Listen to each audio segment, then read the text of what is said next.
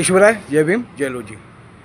महाराष्ट्राचे माजी गृहमंत्री माननीय अनिल देशमुख साहेब ह्यांच्यावर जो काल प्राणघातक हल्ला झाला त्याच्या वतीने मी महाविकास आघाडीचा एक घटक पक्ष राहुल प्रियंका गांधी सेनेच्या वतीने त्यांचं जाहीर निषेध करतो.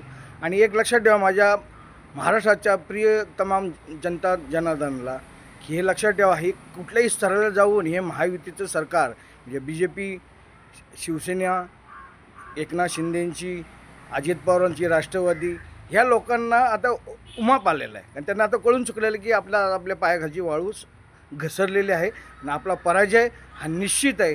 त्यामुळं मी माझ्या सगळ्या तमाम महाराष्ट्राच्या मतदार राजांना विनंती करतो की आपण यावेळेस काही झालं तरी महाविकास आघाडीचे जिथे जिथे उमेदवार असतील त्या सर्वांना आपण भरघोस मतांनी निवडून द्यावं. आणि तसेच आमचे पर्वती मतदारसंघातल्या 212 हा आमच्या सौ अश्विनी नीती कदम यांचा तुतारी वाजवणारा माणूस हे पक्षचिन्ह आहे. तर ह्याला आपण भरघोस मताने निवडून आणायचे. आणि ही तुमच्या माझ्या ही सगळ्यांची जबाबदारी आहे की काही झालं तरी महाराष्ट्रामध्ये महाविकास आघाडीचं सरकार आलं पाहिजे. आणि त्यासाठी 212 पर्वती विधानसभा मतदारसंघातनं सौ अश्विनी नीती कदम यांना आपल्याला प्रचंड बहुमताने द्यायचं आहे. आणि त्यांची खूण आहे तुतारी वाजवणारा माणूस.